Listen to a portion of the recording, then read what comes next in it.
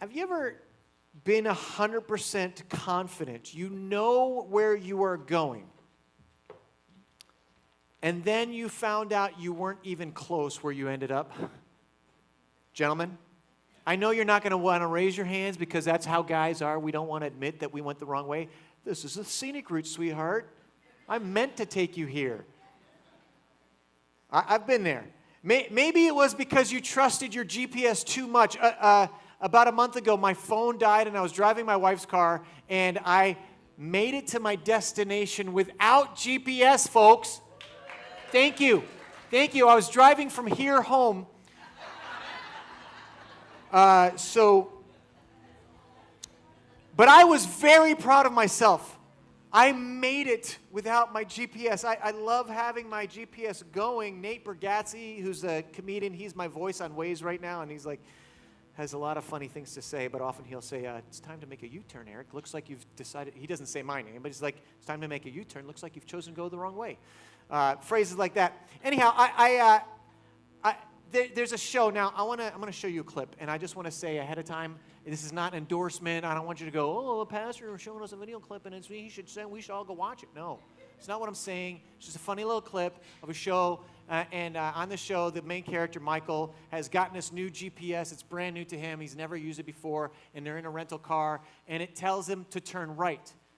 And he goes, okay, I'm going to turn right. And Dwight, who's sitting next to him, says, no, go straight. There's a lake here, and this is where we pick up this video clip. Make a right turn. Wait. No. It means bear right. No, up there. It said right. It said take a right.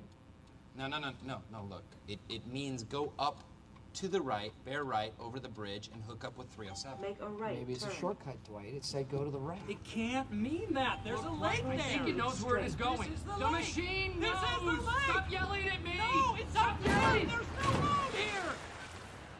Stop yelling at me. The machine knows. Maybe you've trusted your GPS so much and it took you to the, and you just got a little confused, or it says it goes straight here and there's no road. So last year we were going to visit my son Karsten, who is a youth pastor up at Bayside, up at their Auburn campus. It's a new church plant for them, and I put in the address, 11,641 Blocker Drive, Auburn. Now Auburn is not this massive metropolis. It's a smaller town, and there's a lot of like greenery around. And so we came out of Roseville, where we were staying in our Airbnb, and we're driving through the countryside, and lots of country, lots of it. And then all of a sudden it says turn left. And so I'm like, okay, we'll turn left. And we turned left, and the road we go on is a dirt road. I'm like, that is really weird. I didn't know like it was like in the country. And we go for about a half mile. And you know how sometimes on dirt roads, it's like just regular dirt road, but then you get to where like the grass is growing in the middle? Well, and if you get to the grass growing in the middle, that's well traveled. It's short, but this was not short. This was tall grass, and you could just barely see where the tires go. And I'm like, this can't be right. But GPS, and I double-checked the address, 11,641 Blocker Drive. So I keep driving, and then I took pictures. I tried to find these pictures, could not find these pictures. But we pull up, and there's a gate that says no trespassing. And I'm like, this is really poor usage of signs for a church. They do not want to grow. Imagine walking into the walking at the door of the church, and the door is closed. There's chains on it. It says no trespassing. Service is at 10 o'clock or 10:30. What? It's so confusing. And I call my son. I'm like, dude, I don't think this is where your church is. Look, and so he looks and sees where I am on find my iPhone, so you can see my. He goes, you're about 3 miles off. I'm like, well, that's a good thing, because how do I get to where I got to go? I have no idea, because this is the address. And so anyhow, we made it, but it was like really just, I trusted the GPS. I'd never been there, and it got me wrong. Now, early, you saw in that video clip, there was a little GPS. That was the TomTom days. I had a TomTom. I love technology, so it was like early adopter. And I was driving from Salem, Oregon to Seattle, which is really simple. It is a straight shot up the I-5. okay? But it's getting off the last point, and I was excited because I got my TomTom, and I put in the address and everything, and then I get off the highway about 2 hours in to make a quick pit stop, and go into the convenience store and get some snacks and get back in the car. Radio's on, and I get back on the highway. And you know how when a song comes on and it just hits, and you can feel it, and you're just like, you can't help but just little movement, and then it builds, and you're just like, you're drumming on, like you're like Alice drumming on your steering wheel, like, yeah. And like I always want to see, I want to look over at some point, like when I'm really into a song and just see the person driving by me, to see their faces. And I've seen it actually. I've made eye contact with people like they don't know what to do, and they just kind of laugh. And I'm like, yeah. And so I am into this, like, I don't know, it's touched some deep core piece inside of me that's really grabbing me. And I'm driving, and about 20 minutes into my drive, I have not looked down because it wasn't like mounted or anything. It was just kind of sitting there. And apparently I didn't have the volume turned up. You can turn the volume up. You can hear them speaking to you. I didn't do that. And the sign says I-5 South. I'm like, that is weird that they would put that on the northbound way. This doesn't. And then I go about another mile right before the next exit, and there's another sign that says I-5 South. And I'm like, and I look down at TomTom, and it keeps recalculating to go the other way. And like on mine right now, if I go the wrong way, Nate's like, you're going the wrong way. This is not where you want to go. Everybody makes mistakes from time to time. I'm like, ah. So that meant 20 minutes the wrong way, which means I had to get 20 minutes more to get back to where I was. That's 40 minutes behind, which means I would have been 40 minutes further along. I don't know what the math is there, but that's like 6 or 7 hours. I'm out of the way, right? I'm way behind. And here's the thing. I didn't need a map. I had my instincts, my gut, and man, was my gut and my instincts very, very wrong. I was certain I was heading, there was nothing in me that thought I was going the wrong way. I had a destination I needed to get to. We live in a world that has thousands of ways offered to us. Philosophies and religions and goals and schedules and ideologies and self-helps and political persuasions, like all of these voices coming at us, but there's only one way that actually leads you to where you should be going. Every single one of us wants to know that the direction we're heading in is leading us to life. We as humans are directionally hungry. We all, at some point in our lives, maybe many times in our lives, just have this like, what is my purpose? Why am I here? What am I supposed to do with my life? And maybe you remember when you were a kid, or some of you in here are at that age, you're going, I want to know what I'm supposed to do for my life. What am I going to be when I grow up? Some of you are my age or older, and you're still asking the same question. What am I going to be when I grow up? I hope I figure it out. It's going to be great at that time that I discover it. But there's all these voices that when we want clarity, we're getting more confusion. And it can be difficult because the voices that we tend to follow just lead to more anxiety and more disconnection and even burnout in our lives. The reality is, we've never been more connected. We have all of the information we've ever needed right at our fingertips. We've never been more information filled and at the same time felt so lost. All of that information, and still we feel lost. It doesn't seem to make a whole lot of sense. There's a lot of trends on social media, and some of them are really cute.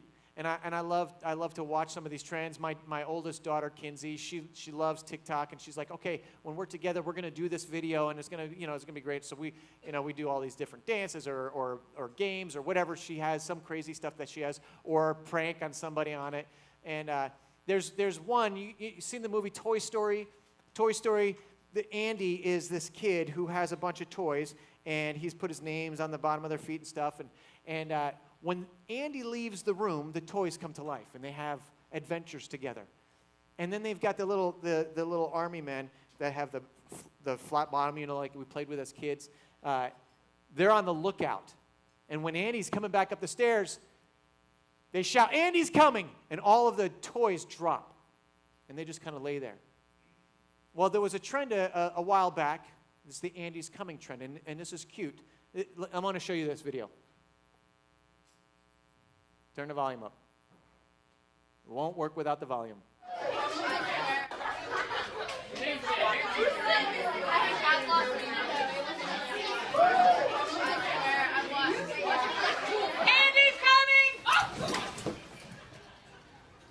I love it. I love it. It's just like, just fun, just pure, it's great. Now, there's other trends that have come along that have not been so sweet and innocent. One's like, I think it's called Packy, the One Chip Challenge. This company had a bag of chips that had Carolina Reaper pepper into it, and as well as, like, I want to say it's a Napa Nagar mixed in there. So the Carolina Reaper reads 1.7 million on the Scoville. So Tabasco, to give you some reference, is 25,000, and that's a little too hot for me.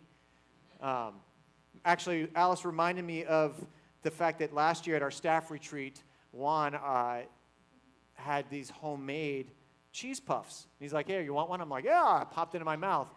It had something similar to that, and I spent about an hour trying to get out of this heat. Like, okay, ketchup is about my level. And, so anyhow, this One Chip Challenge, you pop the chip in, you're not supposed to make a face, you're supposed to handle it. And it's ended up sending lots of kids to the hospital because of what it does in the throat, and then they rub their eyes, and just all sorts of just really bad things. There's one called a skull crusher, and 3 people are in on the joke. One person isn't, someone with a camera, and you're all supposed to jump at the count of 3, and the 2 people on the outside don't jump, but the person in the middle is, and then the 2 others sweep their leg, and they fall, and many have ended up in the hospital because of that. Just dumb trends, but we see these social media things, and we want to be part of what's going on. We see this. There's a lot of information out there on social media. Matter of fact, there's a study that cited that more than 50% of TikTok users sought financial advice on TikTok. But only 41% of them fact-checked that advice that they found. Oh, okay, it says that I should put all of my money into one crypto fund. Okay, that's a good idea. It's this one nobody's heard of. Great idea. There's all my savings, right? The same study showed that 66% of those watching financial videos for advice used the number of likes on the video to determine how trustworthy that video was. And it's not just TikTok, it's all over. It's all these voices. How do I find the best diet? What can I do to bulk up? Do these things. What's the best marriage advice? I'm like, I don't think TikTok is the best place to find that. I've got some other ideas. But we've got all of these voices. There's only one that leads to true life. The rest, just confusion. The problem is this is how life is, because we have all of these voices vying for our attention, right? Buy this and you'll be liked more. Drink this and the women will flock to you. What? But move to this neighborhood, or buy a bigger house and you're gonna be happier, or take this job because it's better than the job you have right now, or take this pill, it'll make you feel better, or go to this church, that's much better than that. No, don't do that church. Do what you think is best. Be good enough, and you'll be fine.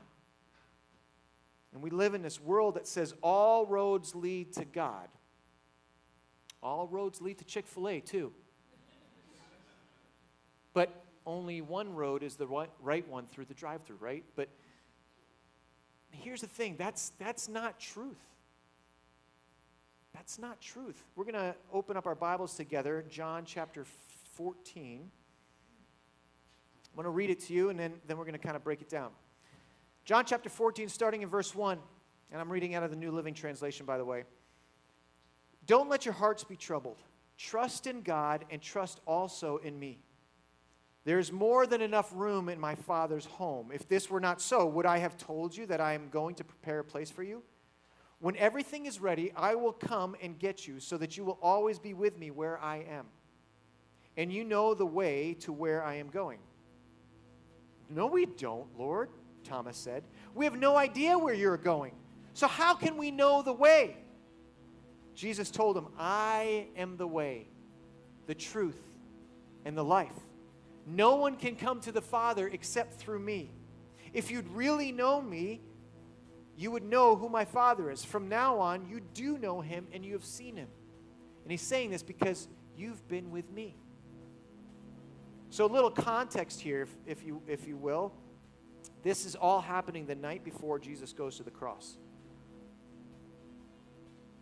He gathers his disciples together for a meal, and they come into the house, and Jesus is there. There's a wash basin, which is typical in the home where you wash your feet. The servant would typically come and wash your feet because the roads are all dusty. There's no paved roads. And wash your feet from the walk from the day. And Jesus is there on his knees with a towel, washing his disciples' feet, his 12 closest friends. Peter's like, "No, you're not going to wash my feet. You'll never wash my feet." He's like, if I don't wash your feet, you won't go into the kingdom of heaven." He's like, "Well, then wash my entire self." It's a whole thing. He's like, no, we're just going to do this. Symbol. And then he tells them that he's the Messiah.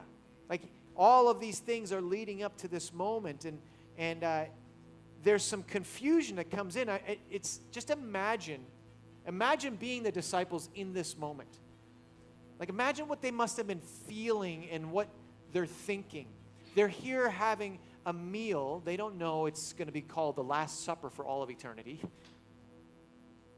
They're having a meal, and their rabbi who had called them, Jesus was their rabbi, he was their teacher, he'd called them to follow him. Now, this was significant because in those times, kids would go to school and they would learn the Bible. They would learn the law of God, the Torah, Genesis, Exodus, Leviticus, Numbers, Deuteronomy. They'd learn it super well. They would study it. They would memorize it and meditate on it.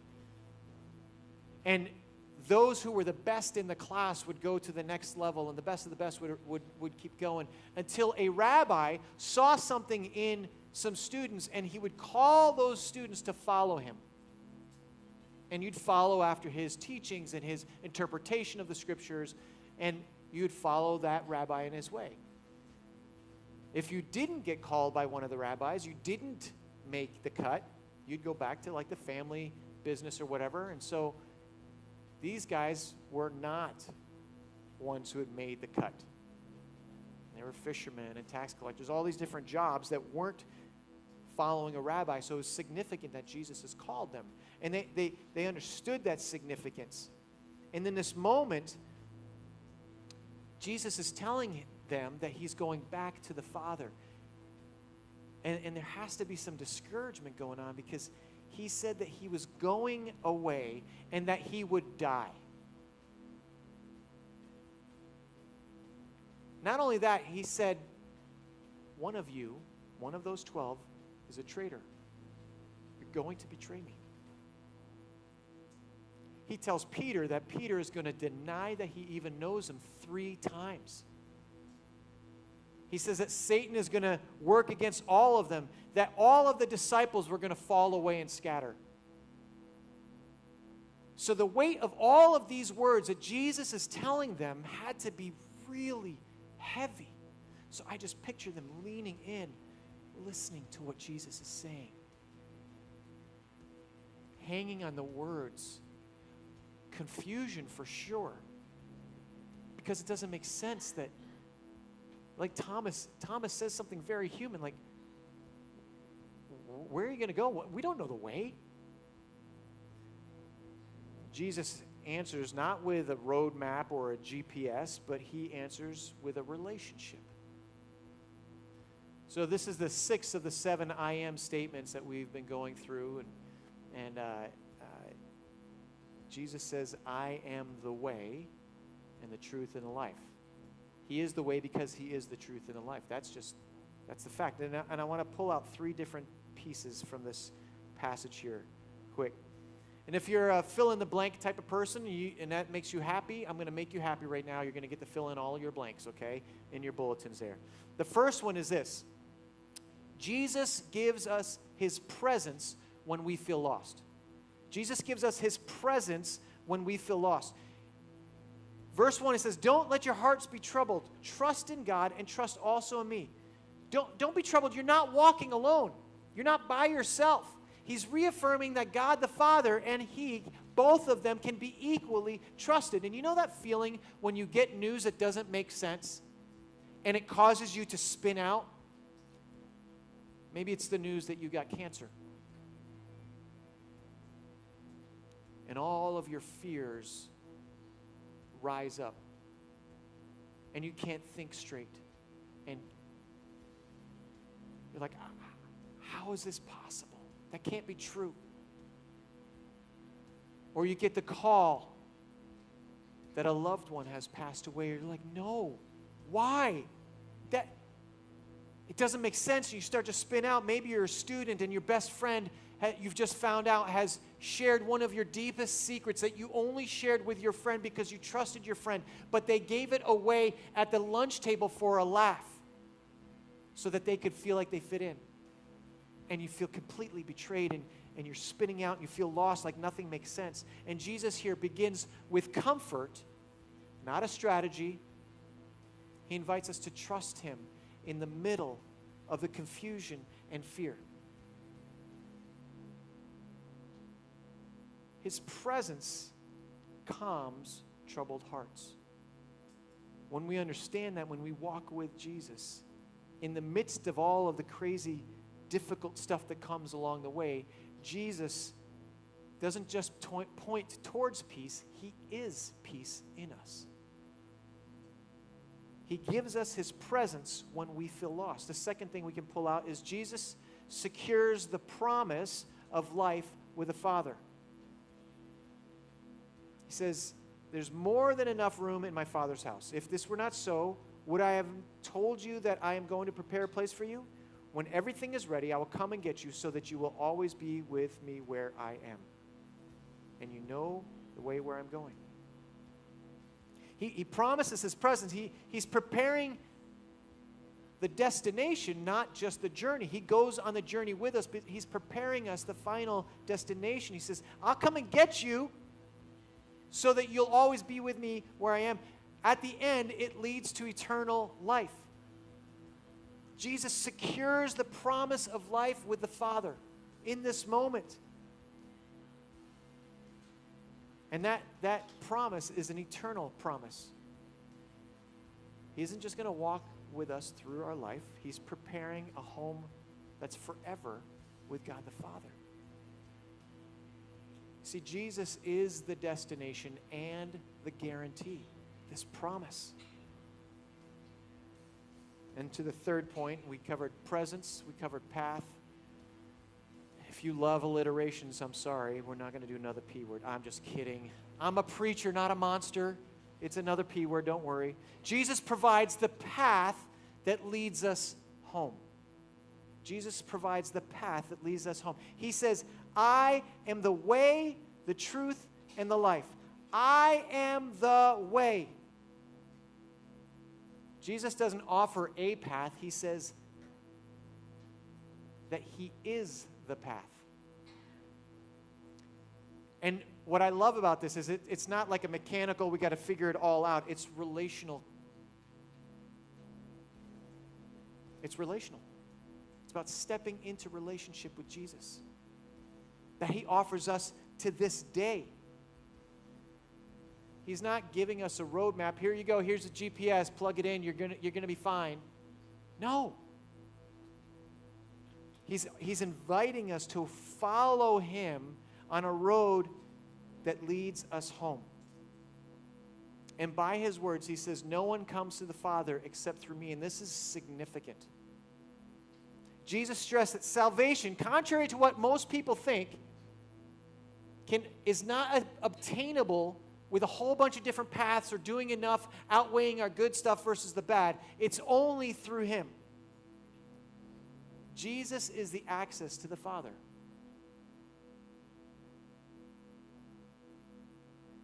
And not only is he access to the Father, it's because he is the one who comes from the Father, right? I got this universal remote.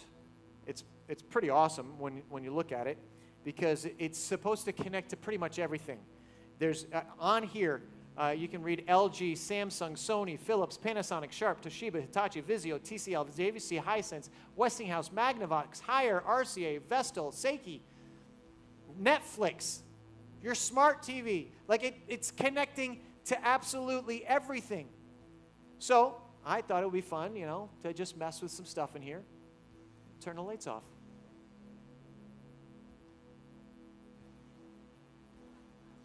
All right, let's try the TVs.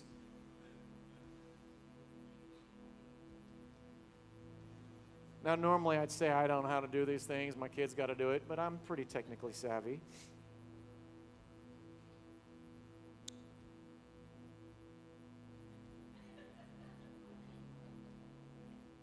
Doesn't work on people either. The remote's supposed to control everything. My TV, my sound bar, my kid's attitude. I'm just kidding.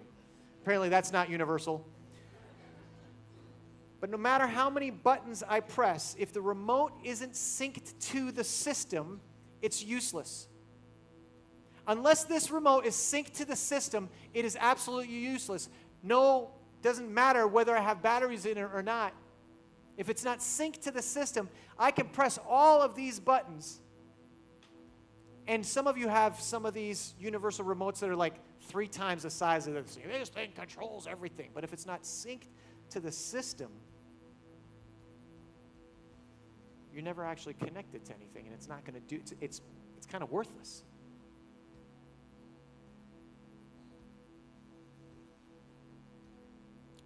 Most of us want to be in control. We want to have control in our life. We've got tools, we've got plans, we've got strategies. We even have religious habits. We do right things. We go out and we help in our community. We do all these things. But if we're not synced to the way, pressing the buttons in our life is going to do nothing eternal. None of that will secure eternity in heaven. Jesus doesn't give us control. He gives us connection. He doesn't give us a remote and go ahead and click all the buttons. No, he gives us connection. We get to be synced in with him. He doesn't say, here's how to fix the way. He says, I am the way. I am the way. Just trust in me. You don't need a better remote. We need his presence. You don't need to press harder and harder. We need his promise. We don't need more options. We need the path. That's Jesus. Some of you are trying to run your life like you're holding a remote, and I'm going to click this, and I'm going to make that work, and I'm going to click this, I'm going to make that work. I'm going to get better finances over here. I'm going to fix my marriage. I'm going to fix my kids. I'm going to have them be more respectful of me, and I'm going to click here, and I'm going to have a better job, and I'm going to have a better paying. And we try to control everything. But Jesus isn't just an app you add on into your system. He is the whole system. He's calling you to trust him and him alone. When all of the voices are saying different things coming at you from every angle, he's saying, no, trust in me alone. You don't need to trust in anything else. One of my favorite passages because of how significant it has been in my life, Proverbs 3, 5, and 6, and you've heard me talk about it before. Trust in the Lord with all your heart. Do not depend on your own understanding. Seek his will in all you do, and he will show you which path to take. And that path is him. But we have to completely trust him, give everything in. Trust that process.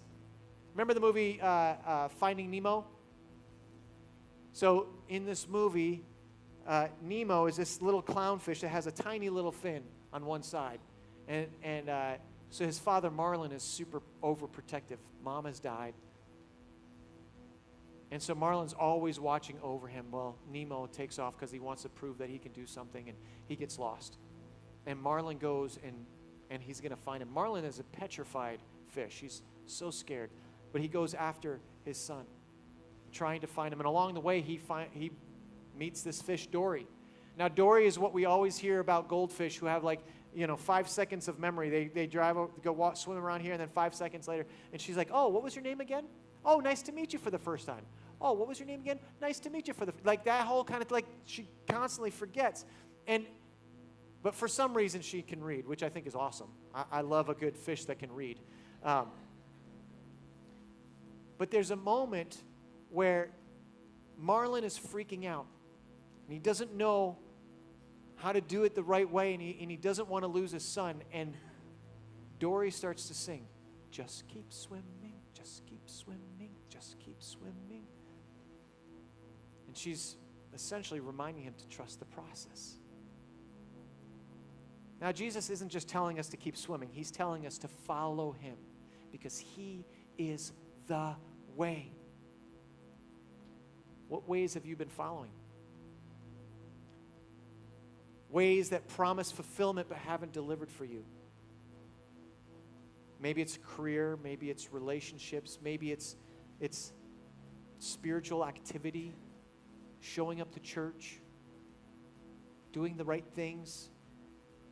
Maybe it's comfort, maybe it's even moral effort. I've done enough good things this week, so I feel good about myself. But Jesus says, I am the way, period. End of sentence. Oh, he says, and the truth and the life, but that all comes back to pointing to the, I am the way. There is no additive to that. I am the way, and these things are, you should add some extra stuff to your life too, because I'm not enough. No. He says, I am the way, and we shouldn't just be inviting Jesus into our way. We should surrender to his way. Don't just believe his truth. We need to walk in his truth. Don't just admire Jesus' life. There's plenty of religions out there that admire the life of Jesus and say he was a great prophet. He was a great teacher. But all the things that are said about him can't possibly be true. Don't just admire his life. Follow him, completely trusting him. Now, some of you in this room,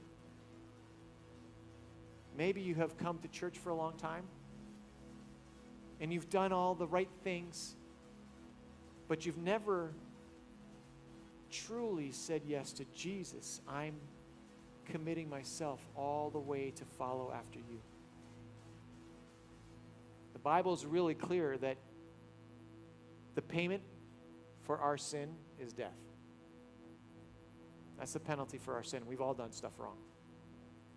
And the point of getting into heaven is perfection, and none of us are there. So there had to be something that was sacrificed. God the Father sent his one and only Son, Jesus, to the earth to show us the way, but ultimately to be the sacrifice, because there had to be some sacrifice to cover the penalty for our sins. And that's significant. That's significant. And if you've never taken that step, I want to give you the opportunity. It's something I did when I was 8 years old. Now, when I was 8, I was just praying because I wanted to go to heaven and not the other place, right, as an 8-year-old. But later on, I was like, I'm all in, God. And I want to give you that opportunity to pray a prayer similar to the one I prayed when I was 8. And God hears your thoughts, so you can just pray silently in your head to God. If you've never prayed a prayer like this, I invite you to pray with me. God, I thank you that you loved me and the rest of the world so much that you sent your one and only Son, fully God, to become fully human on the earth. As a little baby growing up to this adult who spent 3 years having this public ministry of walking around with compassion and love and doing miracles and teaching and giving these messages of hope and life, of eternity. And I know that because my sin separates me from you and doesn't give me the opportunity to get to you, and that the only way I can get to you is through your Son, Jesus. I need to quit trying to be good enough. The Bible says that if I confess my sin, that you'll forgive me And you'll cleanse me from all unrighteousness. You make me holy. So today I say I'm so sorry for the things that I've done wrong, for the ways I've messed up, the things that I should do that I haven't done. Forgive me. And because the Bible says that you forgive me, I receive your forgiveness today. And I can also read that if I declare with my mouth and believe in my heart that you are Lord, that you save me from eternity without you, and that you prepare this place for me in heaven, that Jesus, you say, I am the way, the truth, and the life, and today I want to step into relationship with you, and I commit myself fully to you. Help me I thank you that I don't have to have all of the stuff cleaned up around me, but help me to walk in the way, to walk in you, in relationship. In the moments where I feel like I got to pick up the control of life and try to control things, help me to take my hands off and just trust you. You are way more trustworthy than any GPS ever will be. And I thank you that you've given me other people in my life that can help me walk through this journey. That I don't have to do this on my own. You didn't create us to live life by ourselves. You created us for relationship. So I invite you into my life today. Now, without anybody looking around, I just want to be able to pray for you. If you prayed that prayer for the first time, you've never prayed that before, but today was your day, if you just quickly raise your hand, put it up and put it back down so I can be praying for you. Just pop it up real quick. Okay? Okay? Awesome. I want to pray for you. God, I thank you for these who've said yes to you for the first time today. The Bible says that when just one turns to you, that all of heaven celebrates. And God, I believe that there is a party going on in heaven today because these who have said yes to you. And I can't be more thankful for that.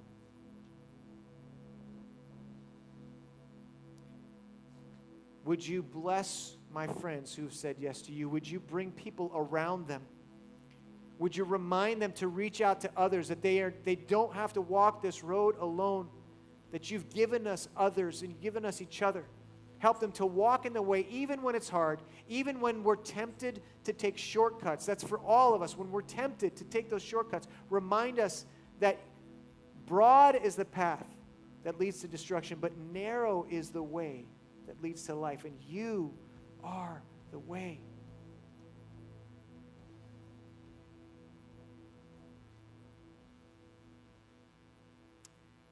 God, I know that this brings glory to your name.